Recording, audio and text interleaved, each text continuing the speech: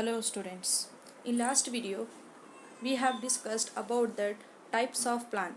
In today's video I am going to differentiate between standing plan as well as single use plan, as well as the very important questions which are going to be asked or which are going to arise from this chapter.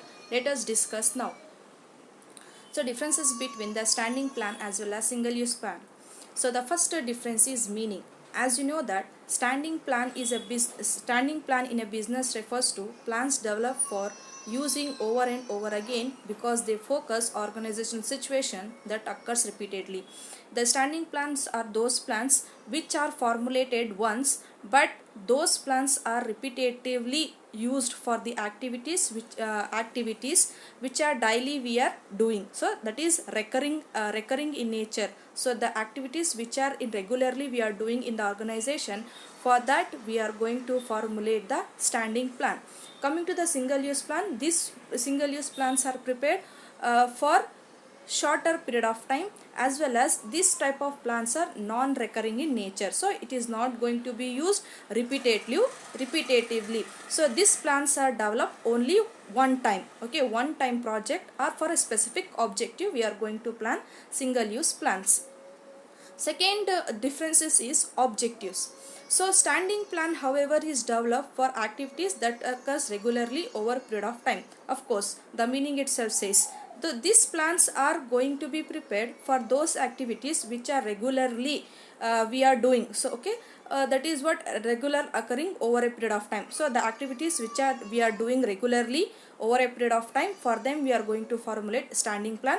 And one more basic intention behind the standing plan, preparation of standing plan is for smooth functioning of the organization we also prepare the standing plan. Coming to the single use plan, these plans are developed to carry out course of action that is not likely to be repeated in future time. So the objective of using single plan is this particular plan is prepared or developed for those activities which are not going to be repeated in future. For example, program. Take example fresher party. So fresher party will be celebrated only once in a year.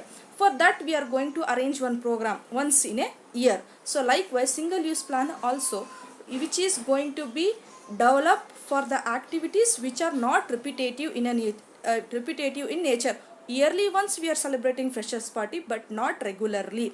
That is why we are going to prepare single use plan. Next is scope. The scope of standing plan is more, okay, that is a broad concept. The standing plan is generally encompass a wider scope involving more than one department or business function. So standing plans are the scope of standing, the boundaries of standing plans are wider when compared to the single use plan. So here the scope of this single use plan is very narrow, okay, limited. Boundary is limited, it targeting only particular event and particular project, that's it. But whereas standing plans is involving more than one department, so here different departments are involved and different business functions are involved here. So the next is stability. The standing plans are relatively stable and used over and over again with necessary modification or updation. So here standing plans are stable, means little bit static, but those standing plans can be modified according to the situation, according to the prevailing situation in the business environment. We can modify those standing plans, whereas single use plans are discarded when the situation project event is over. So this the single use plan is over, means the time period is over when a program is finished or the event is completed, particular venture is completed, that single plans get over. So whereas the standing plans will regularly used but with a little modification. The examples like the standing plans, rules, policies, methods, objectives, strategies, these are the examples of standing plan. In single use plan we have only two examples, one is program, another one is budget. These particular examples are very important. This example may be asked for the 1 marks questions. Now let us discuss the important questions which are arising from this chapter. So these are the questions which you will get from for 1 marks. What is planning? That is meaning of planning. Which functions of management include decision making? It is very important question. It is going to be arise twice or thrice in the last year. The which functions of management involves decision making. Of course, in importance you have seen the decision. It promotes decision making. The planning involves decision making, one of the important functions of management. This is very important question. Again, state the first step in planning process. Yes, the first step in the planning process, setting objective. Single use, what is single use plan, that we have now discussed. What is standing plan? Give the example of single use plan, give the example of standing plan. These are the 1 marks questions which are probably going to be asked in your exam point of view. Next is state the meaning of rules, state the meaning of budget. Okay, what is budget? Budget, as we have, if you want to detail understanding of these questions, please watch my third video. Next is which of the following statement is not correct with regarding to the planning. This is a MCQ questions, multiple choice questions they may ask. So which of the statement is not correct with regards to planning? ಯಾವ್ದು statement correct ಇಲ್ಲ. So here it is a multiple exercise. Of course, planning is a multiple exercise. We need to use our brains, we need to forecast, we should have analytical skills, we should have a judgment, good judgment, sound judgment we should have. Of course, it is a mental exercise. This is correct statement. It provides direction for the future actions. It is right. It is end functions of the management process. And next one is it involves setting objectives and developing course of action. So here the statement which is not correct regards to the planning, the above mental process is correct, direction is correct. Okay, next last one, D1, it involves setting objectives and developing course of action is also correct. But the C option is not a correct statement. So here the option C is not a correct statement. Next is which of the following is not a feature of planning? So here which of the function, okay, which of the following is not the future of planning? Here not, you should notice the not is very important. Okay, so it focus on achieving objective. Yes. It involves identification and division of work. No. It is a primary functions of management. Of course, it is a prime and first function of management. It is a pervasive function. Of course, A1 is correct. B, we will discuss it later. C, it is a prime function. Yes, right. It is a pervasive function. Yes, it is applicable to all. So here the B option, it involves identification and division of work. No, it is not a feature of a planning.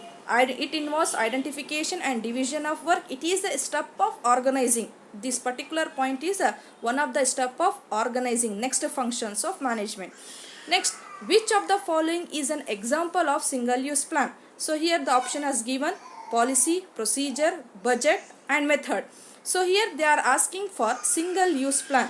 Policies is an example of standing plan. Procedure is also example of standing plan. Method is also a example of standing plan. So they are asked for single use plan. The right option is budget. Budget is an example of single use plan. Next question, give the meaning of planning premises. It is very important question. This question will also asked many times for 2 marks.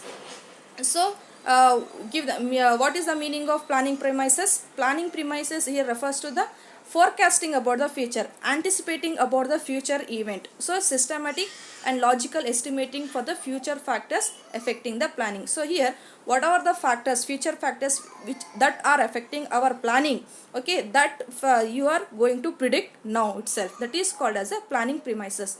And another 2 marks question which are frequently asked is what is procedure? Procedure means what? It is a systematic handling of the work. That is what the procedure. That is also very important question which are asked for 2 marks.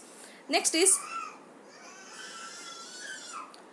explain the importance of planning with any 4 points. This is a 4 mark questions, importance of planning. So as you know that importance is provide a direction, it reduces the risk of uncertainty, it reduces the wasteful activity, it facilitates decision making, it promotes innovative ideas. These are the few points of importance of planning. If you want in detailed discussion regarding this point, you can watch my previous videos.